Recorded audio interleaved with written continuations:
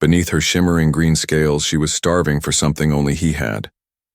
The moment Commander Tavala locked eyes with the human walking into her bay, her breath caught.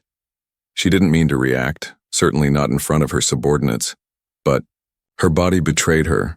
Her temperature spiked, her pulse raced, and her inner core pulsed in a way she hadn't felt in decades. He was human, and he was prime. Jackson Briggs had no idea he was setting off mating alerts just by walking through a door. He was just doing what he always did, fixing things. Grease under his fingernails, his tool belt slung low on his hips, his t-shirt snug across his chest and stained with coolant. He had that lazy grin, that way of walking like he wasn't impressed by the stars above him. He'd seen war. He'd seen death. And now he was here, repairing crashed alien tech for minimum pay. He wasn't expecting the ship to belong to the Serene. They were a mystery to most of the galaxy, a powerful, all-female race of scaled, telepathic warriors. Beautiful, cold, and genetically incompatible with almost every species. Except, apparently, one. Tavala's second-in-command stiffened as Jackson approached. The room grew tense. Everyone knew the last time humans and Serene worked together, it ended in scandal. A mating bond, an unwanted child, a diplomatic mess. But Jackson didn't care about politics. His job was to fix her ship. And when he saw her, 7 feet tall, scales like emerald armor, violet eyes that glowed faintly under her brow ridges, he didn't flinch. He whistled low and nodded. "Nice paint job," he said. "Shame about the engine." Tavala blinked. Her translator caught the words but not the tone. Still, something about his voice, low, confident, just a little amused, sent a shiver down her back. Her tail twitched. She struggled to maintain control. "State your purpose, human," she said, standing straight, her voice formal. Jackson scratched the back of his neck. "Name's Briggs. I'm here to get your bird flying again." He moved past her, ducking under the wing, hands already checking connections, tapping panels, muttering about power relays. Tavala watched, trying to focus on her breathing. She could smell him. Earth males always had a strong scent, but his was something more, something primal. Her suit's sensors pinged again. Her biology was shifting, aligning, preparing. She turned sharply. No, this wasn't happening. But it was. Jackson slid under the main intake, his shirt riding up just enough to reveal the cut of his lower back, the line of muscle along his spine. She stared too long. She knew it. Her lieutenant knew it. And worse, Jackson noticed. He looked up, caught her eye, and gave her that grin. "Need something, Commander?" She coughed. "No. Carry on." He winked. "Yes, ma'am." That wink nearly did it. Her fingers clenched. She had to leave. She turned on her heel and stalked out of the bay, her tail lashing behind her. In her private chamber, she locked the door and leaned against it, breathing hard. Her mating response was in full bloom. Her glands were releasing scent markers, her heat signatures elevated. She hadn't experienced this in years, not since the training trials on her homeworld. She activated her neural console and began a self-diagnostic. The results were clear.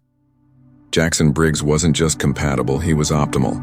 He had the right pheromones, the right hormonal balance, and according to the internal scanners, he was equipped with an above-average reproductive organ. Thick, durable, potent. She flushed deep violet across her cheeks and growled. This couldn't happen. She was a commander. He was a mechanic, but her body didn't care. Back in the bay, Jackson was working up a sweat. He wiped his forehead with a rag and laughed softly to himself, the way she looked at him, like she wanted to eat him alive. He'd seen looks like that before, but never from a 7-foot-tall alien warrior with glowing eyes. He couldn't deny it. She was gorgeous. Alien, sure, but those curves didn't lie. And when she stood close, he could feel the heat coming off her body. He had a feeling she could break him in half. And maybe he'd enjoy it. He wasn't stupid. He'd heard stories. The Serene were deadly in battle and in bed. Their biology was intense, their bodies wired for control, dominance, but also craving. They could only bond with those who matched their rhythm, their pulse, and for some reason, his matched hers. That night, Tivala sent a private message. Human. Report to Medical Bay 7. Midnight. No uniform. Jackson stared at it, then grinned wide. He didn't know exactly what she wanted, but he had a very good guess, and he was ready to give her everything she needed. Jackson Briggs didn't sleep. He didn't even try. After Tivala's message flashed on his datapad, he just stared at it for 10 straight minutes, blinking like maybe he'd read it wrong. But there it was. Medical Bay 7. Midnight. No uniform. It wasn't a request. It was a command.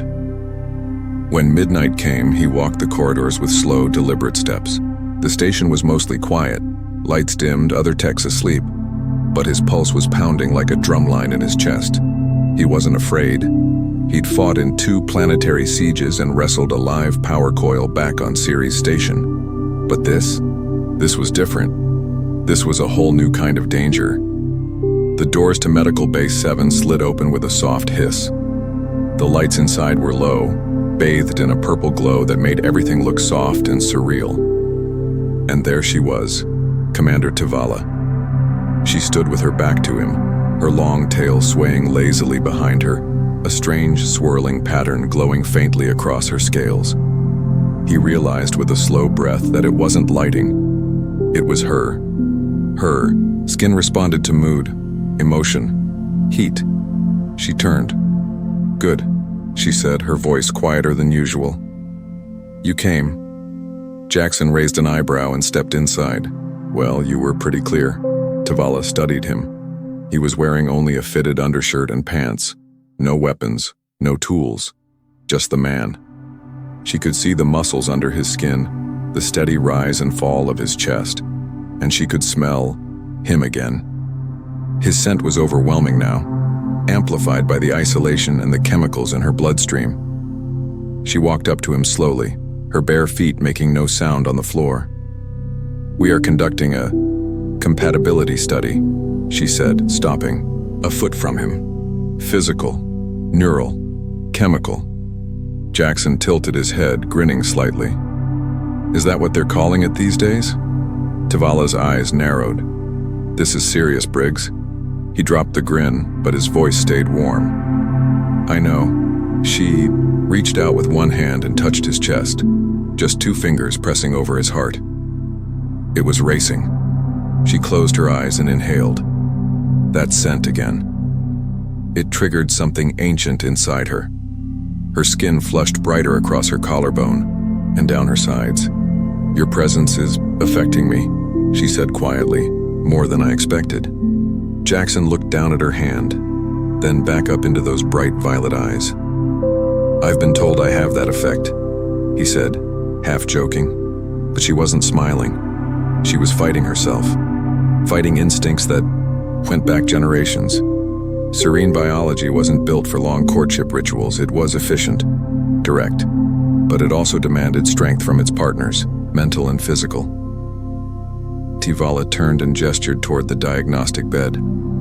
"Lie down, I want to scan you." He moved to the bed and sat down. "You sure this is about science?" She hesitated, then gave the faintest smile. "Maybe not just science." She activated the scanner. A gentle hum filled the room as the machine slid over his body, displaying holographic images in the air. His muscle mass, cardiovascular activity, reproductive organs. Tivala stared. She didn't mean to, but she did. Human males were different. She had seen diagrams, of course, data, but seeing one like this, alive, healthy, strong, her body responded before her thoughts could catch up. Her hand drifted to her stomach. Heat coiled low in her abdomen. Jackson watched her eyes, saw her pupils widen slightly, saw the slow flick of her tongue across her lips. "I'm guessing I passed the test," he murmured. Tivala said nothing for a moment. Then she stepped closer. "You are genetically ideal. We've run hundreds of tests on other species. None of them matched. None of them triggered this level of response. Jackson sat up on his elbows. Response, huh? She glared at him, but there was no heat behind it. You are amused. Why? Because, he said, standing slowly, I came here to fix a shuttle, and now I'm being studied like a prized stud horse. She blinked, confused by the phrase. He chuckled. Never mind. Their eyes met again. For a long time, neither spoke. Then she stepped even closer. Her voice dropped to a whisper. What I need, it is not protocol, it is not permitted, but my body, my blood, it wants this. You. Jackson's breath hitched. His hand slowly reached up and touched the back of her neck, feeling the warm plates of her scaled skin. She didn't flinch, she leaned into his touch. Then stop pretending this is just a test, he said softly, and tell me what you really want. She didn't answer with words. Her mouth met his, rougher than he expected, hungrier, alien, but somehow perfect. Her body wrapped around his like silk over steel, strong and warm and trembling. Their bond, flared, raw, emotional, chemical. The serene didn't do things halfway. Once the connection started, it couldn't be undone. She was claiming him, and Jackson, heart pounding, body on fire, whispered in her ear, "Guess we're skipping dinner." She growled against his throat. "You have no idea what you've started, human." "Oh," he grinned, "I have a pretty good guess." In that quiet medical bay on a station floating in deep space, something ancient awakened. Not just lust, not just biology, but the start of a bond the galaxy hadn't seen in centuries. And it all began with a crashed ship and a human who didn't know how to say no. Tavala wasn't the kind of woman or commander who lost control. Her bloodline was noble, her instincts trained. For decades, she had ruled herself with discipline, never giving in to desire, never letting her biology override her judgment. But now she stood in the aftermath of something she couldn't deny. Jackson Briggs lay half-covered in the diagnostic sheet, his chest rising and falling with slow, steady breaths. He hadn't fallen asleep. He was just letting her breathe, letting her think. That was new to her. Most serene pairings were fast, efficient. But this human had patience, gentleness. He touched her like she was breakable, and that made her feel dangerous. She walked to the edge of the room, her bare feet silent on the cold floor. Her body was still glowing faintly, her scales reacting to the deep chemical shift happening inside her. She could feel his genetic material inside her. Every cell in her body welcomed it. The ancient code of her people responded with an almost violent joy. He wasn't just compatible, he was awakening her. Jackson finally broke the silence. So, not to be too forward, Commander, but what happens now? She turned to him slowly, her arms crossed over her chest. Biologically, everything. You've triggered a cascade event in my system. Hormonal floods, neural binding. My body will prioritize conception now. You've made me fertile. Jackson sat up, rubbing the back of his neck. Huh, wasn't trying to, but glad to hear I'm good at something. Tavala raised an eyebrow. You have no idea how rare this is. Maybe you're just picky. No, she said quietly. My species has been sterile for 3 generations. Our pairing rate dropped by 92%. We blamed the environment, pollution, radiation. But now I think the problem was us. We stagnated. We evolved past passion, past chaos. Humans. Your biology is chaotic, unpredictable, but that's also your strength. Jackson stood, grabbing his undershirt and slipping it over his head. So you're saying we stirred up your gene pool? She nodded slowly. You didn't stir it. You set it on fire. He chuckled. Well, I'm glad to be of service. I aim to please. Her eyes glowed a little brighter. You succeeded, and more. Tavala walked toward him, her body language less guarded now. She reached for a device. On the table, a small silver disc no larger than a coin, and handed it to him. What's this? A biolink token. It marks the start of a serene bond. If you wear it, it signals to others that you're claimed. Jackson looked at it, then at her. Claimed, huh? She met his eyes. Not owned. Chosen. He paused, then slipped it into his pocket. You don't think that's a bit fast? Her expression didn't change. For humans, maybe, but for us this is normal. The biology speaks first, the rest follows. Jackson stepped closer. What about emotions? Her voice softened. That's the part I never expected. That's the part that scares me. She turned away quickly, suddenly all commander again. This changes things. My crew can't know. The council would revoke my post. I am not authorized to bond with an outsider, especially not a human technician. Jackson crossed his arms. You weren't authorized to scan me naked either. Guess we're breaking rules all over the place, she smirked in spite of herself. I should throw you in the brig. You'd visit? Maybe. He took a deep breath. Look, I didn't come here to play Space Prince. But I'm not. Walking away from this, you feel it, so do I. So tell me what I can do. She stared at him for a long moment, then nodded. There's a ritual. Approving. Sounds fun. It's not, she said flatly. You'll be challenged by the council guards. 3 of them. Armed. They'll test your endurance, your willpower, and your ability to protect your bondmate. And if I win, they accept our union. You'll be recognized as a bonded male and a potential breeder. Jackson raised an eyebrow. You make that sound like a job title. It is. He laughed and shook his head. Let's do it. She blinked. You agree? Just like that? I've fought worse for less, and I'd like to keep waking up next to someone who glows when she's turned on. Her cheeks flushed, deep violet. And besides, he added, voice lower now, you kissed me before the diagnostics even started. Don't act like this is one-sided. Tavala turned away, her scales rippling faintly. She tapped the communicator on her wrist and sent a silent signal. Prepare the proving chamber, she said. Jackson raised a brow. Tonight? She gave him a wicked smile. Strike while your hormones are still spiking, that's the rule. An hour later, the chamber was filled with watchers, serene warriors and scientists, all gathered to see the human who had broken the genetic drought of their species. Jackson stood at the center, stripped to his waist, his body bruised from training rounds, but still standing tall. The first challenger came forward.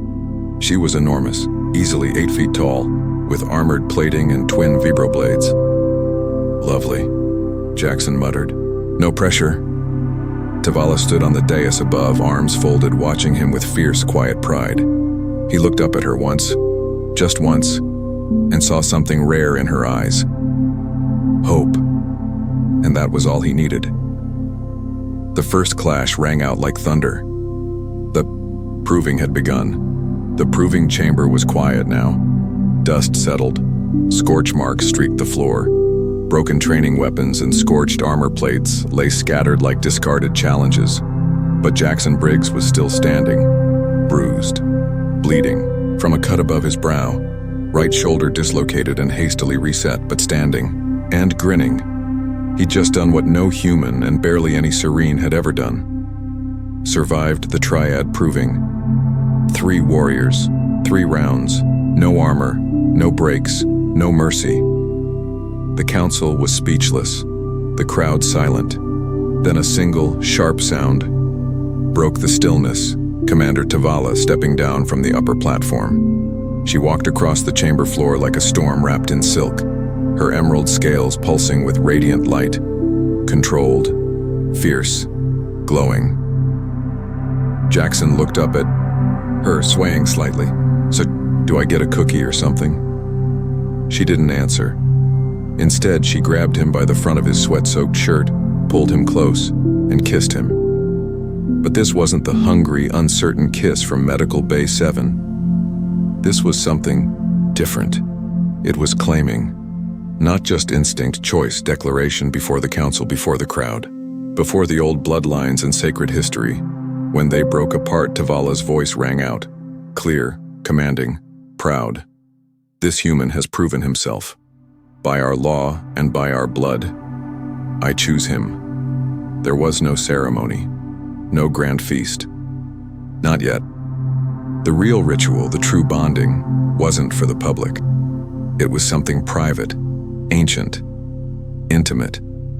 They returned to her quarters, her tail flicking with barely contained energy.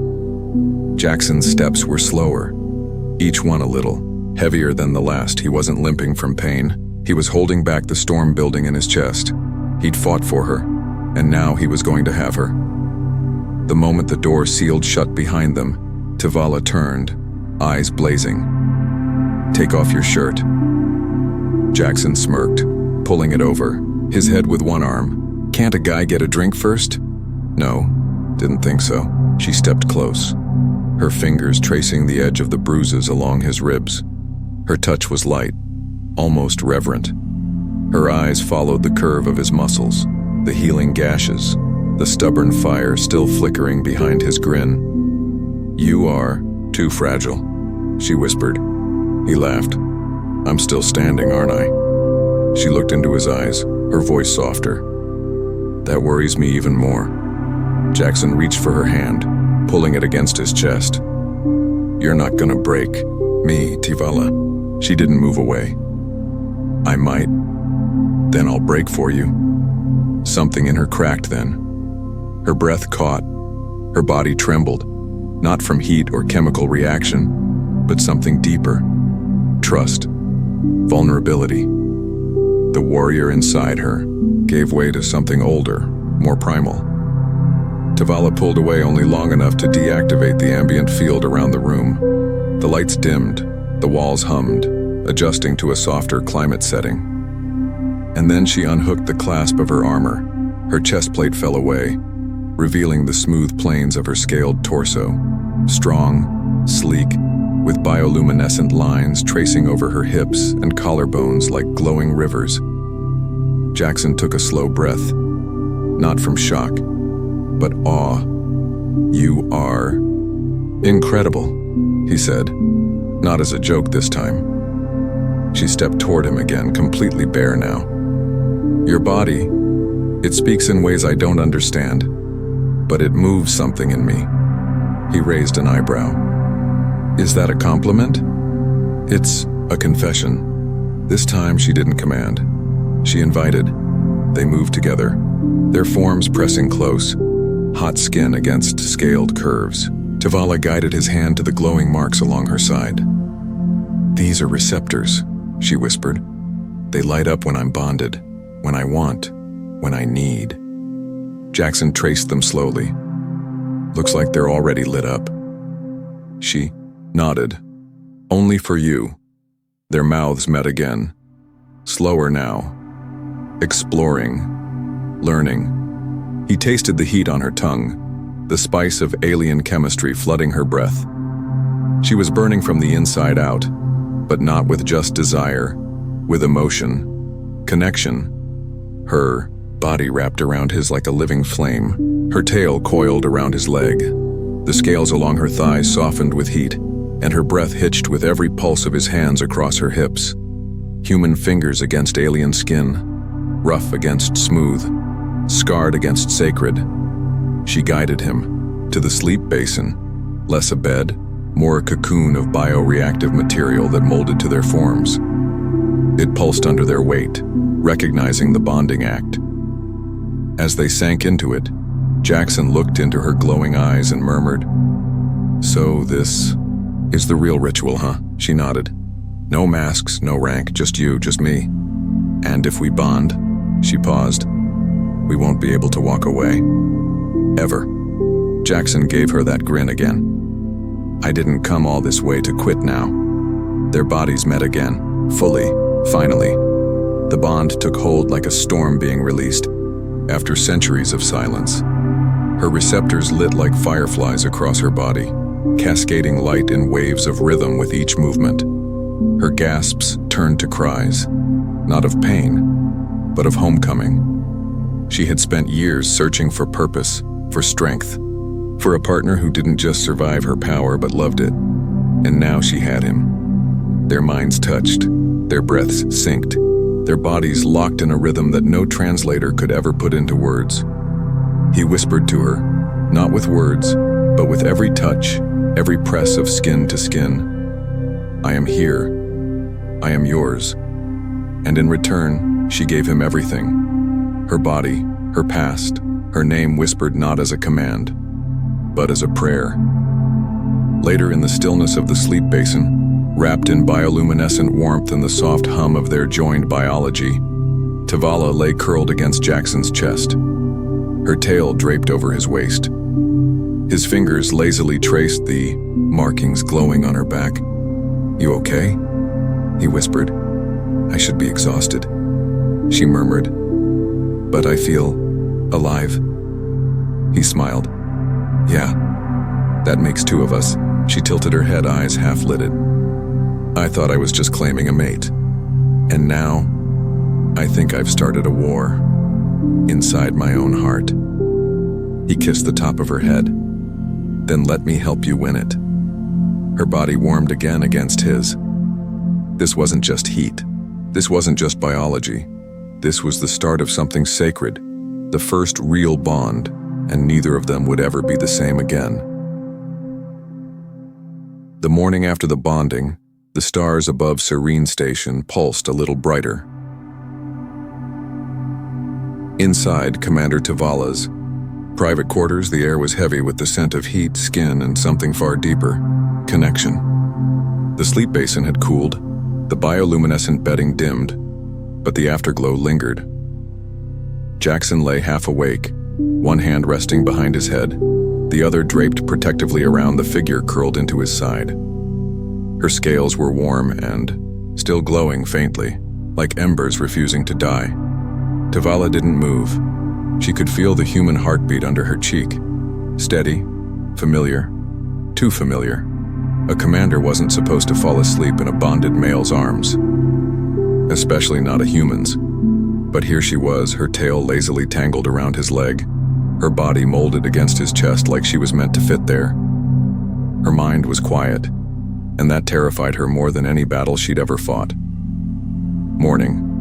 Jackson's voice rumbled sleepily, vibrating against her cheek. She didn't answer. He shifted slightly, his hand brushing down her back. "You okay?" "No," she said too quickly. Then softer. "Yes. I don't know." Jackson propped himself up on an elbow, looking down at her. "Regret?" She looked up at him, her eyes unreadable. "Fear." He nodded. "That I can work with." Tavala sat up, the covers slipping down her bare back. She didn't bother covering herself, not from him. That part of her pride was long gone. She stood, moving toward the console near her wall. The holographic interface flickered to life with a wave of her hand. "They'll know soon," she said. "My vitals were monitored during the proving, and during the bonding." "You mean they've got a full-body highlight reel?" Jackson smirked. She turned her head sharply. "This isn't funny." He stood, walking over to her, barefooted, bruised, still radiating heat. He wrapped his arms around her waist from behind, resting his chin on her shoulder. "I'm not laughing, Tavala. I knew what I was signing up for." "No, you didn't," she whispered. "You don't understand what you've done." Jackson pulled back slightly. "Then tell me." She turned to face him, her voice cracking just slightly. "You're not just some warm-blooded curiosity anymore. You're my bondmate. You've marked me. The council will call for genetic testing, for lineage evaluations. There will be political consequences. Mating with a human, it violates 10,000 years of serene isolation doctrine." "Then change the doctrine," Jackson said simply. "You think it's that easy?" He shrugged. "I think it starts somewhere." Tavala stared at him, really stared. He didn't have her precision, her formality, her 1,000 layers of cultural burden. But he had something her species had long forgotten: conviction, chaos, passion, and damn him, he made her want to believe. The console beeped. "Speak of the devils," Jackson muttered. A new transmission had arrived. "Council command, urgent, bioanomaly report, subject, Tavala, Commander Class. Result: fertile bond confirmed request. Immediate summons. High Council Chambers. Status: non-compliance will result in revocation of command status. Tavalla's expression turned to stone. Jackson read it over her shoulder. They're not wasting time. No, they won't. She stepped away, grabbing her armor, beginning to snap pieces in place with practiced precision. The commander was coming back into her skin. The woman he had held last night was retreating. "Wait," he said. "You're not going alone." She froze mid-motion. "You are not permitted in the high chambers." "You weren't permitted in my bed either. But here we are." Her jaw clenched. "Jackson, no. Listen." He stepped in front of her. "You think I'm just going to sit here while you're dragged in front of your council like you committed a crime for falling in love with me?" Tavalla opened her mouth to argue, then stopped. That word. He'd said it so easily, so human. "Love?" she asked quietly. Jackson nodded. "Yeah, didn't mean to, didn't plan to, but I did. Somewhere between the tail whip you gave me, during our first argument, and the way you kissed me like your life depended on it." Her breath caught. "You're not like us." "Good," he said. "Because your people are slowly dying behind rules and rituals and icy protocol. I don't want to be like that. I want to be with you." She touched his cheek, her scaled fingers brushing his stubble. "You may not survive what's coming," he leaned in. "Then I'll survive it with you, or not at all." There was silence, and then she handed him a garment, formal, ceremonial, not meant for humans. "Put it on," she said. "Am I going to look ridiculous?" "Yes," he grinned. "Then I'll wear it proud." 2 hours later, they stood side by side in the circular chamber of the High Council. The air was thick with judgment. Tavalla stood tall in full ceremonial armor, her spine straight, her expression unreadable. Jackson stood beside her, a head, shorter, wrapped in a flowing robe that clashed with his broad-shouldered mechanic's frame. But his stance was just as firm, just as ready. The central speaker, an elder named Sovan with pale silver scales and long-horned crests, addressed the assembly. "Tavalla, you have violated Section 17 of the Bloodline Code. No Serene Commander has ever taken an off-worlder as a bondmate." Tavalla lifted her chin. "And yet here I stand." Murmurs rippled through the chamber. "And your mate?" Sovan said, turning toward Jackson with a thin sneer. "What does he offer?" Jackson stepped forward before Tavalla could speak. "Hope," he said. "That's what I offer. My species doesn't live for 1,000 years. We burn fast, we burn hard, and we love like it's the last day of our lives. Your people? You've grown cold, slow, sterile. Maybe it's time someone lit a fire under you again." Gasps echoed. Tavalla closed her eyes. She should have stopped him, but damn it, she was proud. Sovan bared his teeth. "Your tongue is sharp, human, but your legacy is short." Jackson glanced at Tavalla, then back to the council. "Maybe, but our child's won't be." The chamber went dead silent. Sovan froze. "Your child?" Tavalla stepped forward now. "Yes, his seed has fertilized me, a full bond, a viable embryo. Your genetic council can confirm." The silence that followed was absolute. Shock, dread, awe. No Serene had conceived in over 2 decades. Sovan slowly sat down. "This changes everything." "Yes," Tavalla said, taking Jackson's hand. "Yes, it does." As they walked out of the council chamber hand in hand, the whispers followed them like a tide, but neither looked back, because the war was over, and the real future was just beginning. The stars over Serene Station never looked the same after that day.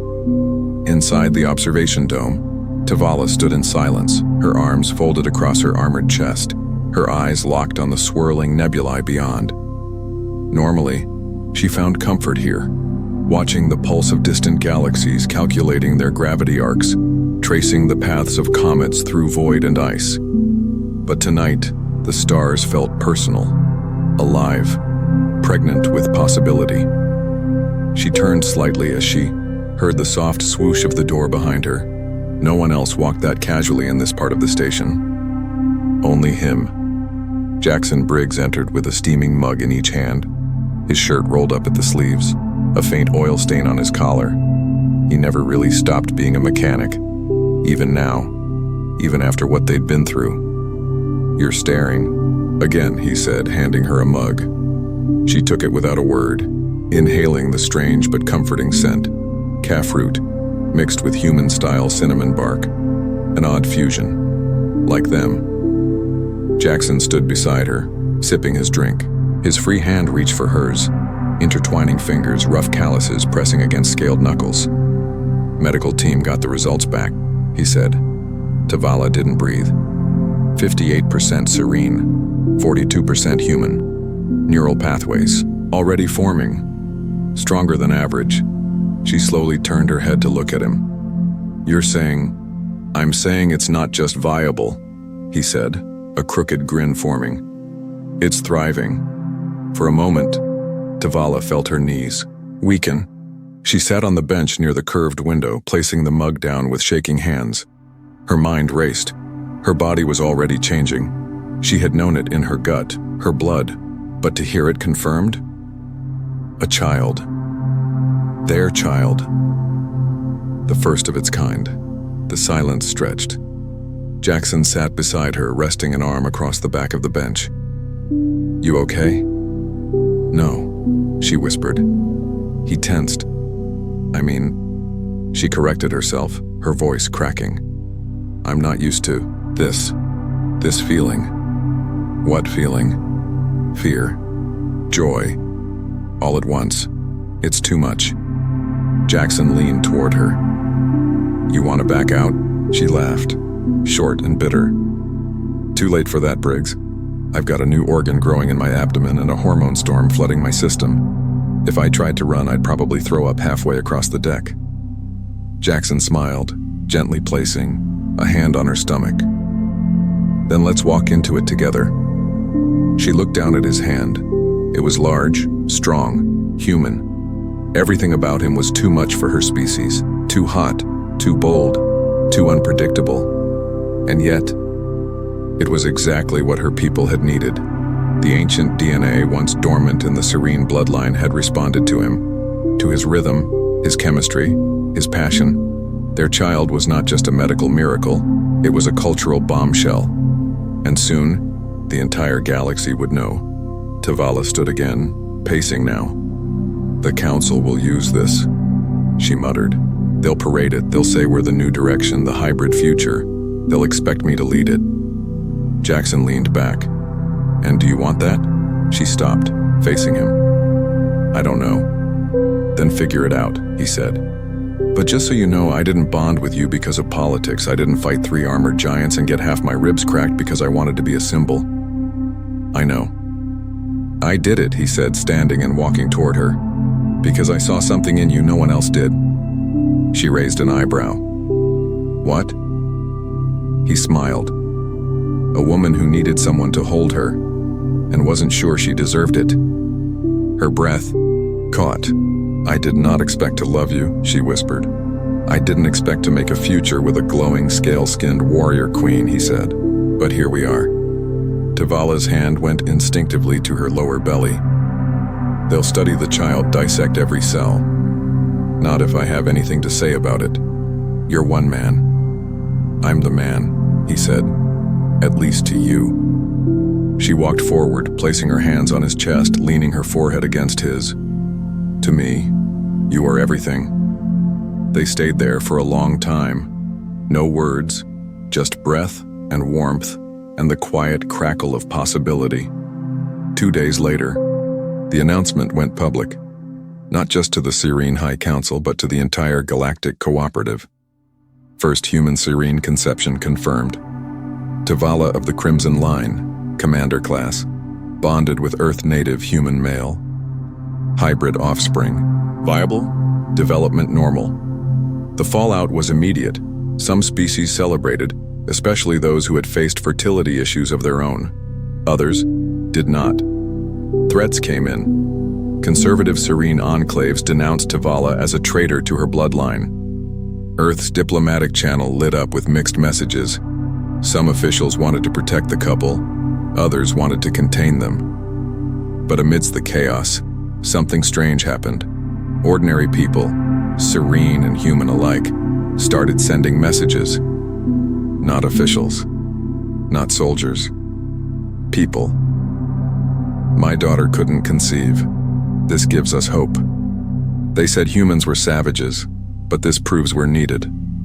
I saw how he looked at her during the speech. That's real, that's not politics. Commander Tavala was my hero before. Now she's something even greater. The station changed. So did the tone. And in the quiet of their quarters, the two lovers felt the pressure closing in, but also the strange, growing comfort that came from not being alone anymore. One night, as the stars shifted again across the dome, Jackson knelt beside Tavala as she sat in bed, reading through prenatal scan reports. His hand rested on her belly, where the faintest flutter could now be felt. "You ever think," he said softly, "we're not making a baby. We're making a beginning?" She turned her head, resting her scaled cheek against his forehead. "I don't think," she whispered. "I know." And deep within her, beneath skin and bone and star-blooded cells, the first child of two worlds stirred, small, unformed, but destined for greatness. The galaxy didn't shift all at once, but when it did, it started with a child not yet born. Inside the diplomatic ring of Serene Station, 1,000 dignitaries, envoys, and ambassadors sat in silent tension. Dozens of species lined the tiered viewing circles, some reptilian, some insectoid, others humanoid, but alien in every other way. At the center, beneath the spiraling lights of the serene Grand Hall, stood Tavala, no longer just commander of the Crimson Line. She was something far more dangerous now, a mother-to-be, carrying the most controversial genetic mixture in the history of galactic diplomacy. Beside her, dressed not in robes or uniform but in a dark, oil-streaked shirt with the sleeves rolled just above the elbow, stood Jackson Briggs, human mechanic, lover, warrior, and the unlikeliest future father in the universe. He didn't wear a weapon. He didn't have a translator earpiece, but his presence burned with clarity. His hand remained locked with Tavala's, as if letting go would dissolve the fragile bridge they had built between worlds. The High Serene Chancellor rose. "This assembly," she said in a voice that echoed across the chamber, "has been convened to determine whether the bond between our kind and the human species represents progress or peril." Murmurs surged like a tidal wave through the gallery. Tavala stepped forward, her voice calm and cold as steel. "I did not ask for permission when I chose him. My biology chose first. Then my heart followed." The Chancellor narrowed her eyes. "You speak as if instinct is greater than order." "I speak as someone who has led your armies for 20 cycles," Tavala shot back. "I've bled for our traditions, but when our traditions become tombstones, it is duty to break them." Jackson raised an eyebrow, nudging her gently. "You practiced that line, didn't you?" "I rewrote it this morning," she whispered back. Laughter flickered through a few sections of the hall, mostly humans, and one rogue avian ambassador, who had always enjoyed scandal. The Chancellor turned her attention to Jackson. "You human, speak now." He stepped forward, posture relaxed. He wasn't a diplomat. He didn't need to be. His words came from somewhere older than training, from survival, from Earth. "You're scared," he said plainly. "I get it. You've had peace for generations. Rules keep things clean, orderly, safe. And then I show up. Bloody knuckles, dirty boots, no idea what I'm doing. Falling for one of your best and breaking all the codes." He looked around the hall. "You're not afraid of me. You're afraid of what I represent. Change, uncertainty, chaos." He looked to Tavala. Her expression hadn't changed, but her tail wrapped more tightly around his leg beneath the podium. "But let me say this," Jackson continued. "Your bloodlines are dying, your labs are empty, your rituals are hollow. And if our bond, our child, can spark life again in your people, then maybe chaos is exactly what you need." Silence. And then, slowly, the Chancellor sat down. There was no official ruling, no gavel, No confetti or holograms. Just a quiet understanding that passed between species like a breath held too long and finally released. Outside the hall, in the long corridors of light and shadow, Tivala leaned against the cold glass of the outer wall. The stars beyond shimmered like diamonds in dark velvet. Her eyes were distant. Jackson walked up behind her and wrapped his arms around her waist, resting his chin on her shoulder. "They didn't say no," he said. "No," she replied. "But they didn't say yes either." Still, he smiled. "That's a win in my book." She turned to face him, her eyes softer now. "I was raised to believe bonding made a warrior weak. That love was something reserved for the dying. But I don't feel weak, Jackson." "Good," he said, brushing a lock of dark hair from her cheek. "Because I do." She blinked. "You broke me, Tivala. You and your glowing scales and your battle armor and your whole throw me into a ceremonial blood duel without warning thing. I'm not the same man I was when I walked into your shuttle bay. Regrets? Not a damn one." She reached for his hand and pressed it to her belly. The child inside stirred, responding to the warmth of both parents. Not with kicks. Serene. Hybrids didn't move like humans, but with pulses of biolight visible under her translucent lower skin. Jackson's breath hitched. "That is ours." Tivala nodded. "Yes. And they'll come for it. For us. Let them come," she whispered. "Let them see what happens when two worlds stop fearing each other and start loving." Months passed. The child grew. Tivala stepped away from military service. Not out of weakness, but because the Serene needed her leadership elsewhere. In labs, in schools, in the council chambers where no warrior had ever been allowed before. Jackson opened the station's first human Serene engineering bay, a place where their technologies could merge and where hybrid minds could invent something new. The first worker hired was a Serene orphan who had never known her family's lineage. The second was a human girl from Mars Station 3. They fell in love before the paint even dried. News spread. Across the stars, dormant species requested Serene DNA samples. Fertility programs reopened. Alien couples of all kinds, human and otherwise, asked if hybridization could save their futures too. And all the while, Jackson and Tivala waited. One quiet cycle, under the dim warmth of Arion's twin moons, the child was born. No screams, no complications, just light. Soft flickering pulses of it, across scaled skin and soft human features. She was beautiful, perfect, alive. Tivala cradled her, glowing softly, tears breaking silently from eyes that had never cried in public. Jackson sat beside her, unable to speak. "I don't have a name yet," she whispered. "I don't have a name yet," she whispered. Jackson looked at the infant, eyes closed, breath slow, a faint hum coming from her tiny chest. "She already has one," he said. "What? Hope?" Tivala closed her eyes. "Then Hope she is." And thus, Hope Briggs Tivala became the first of a new line. Years later, stories would be told of the human who won a warrior's heart, of the commander who defied a species to protect her family, of a child born of two worlds who could one day change all of them. But in a quiet room, away from cameras and politics and war, Jackson watched his daughter take her first steps, wobbling, laughing, glowing, and reached for the hand of the woman who'd started it all. "Hey," he whispered. "Do you still think you broke the rules?" She looked at him, smiling. "No," she said. "We didn't break the rules."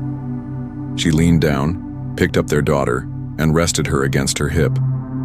"We rewrote them."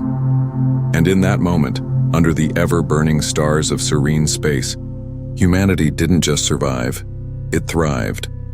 The end, but every ending, is the start of a new story.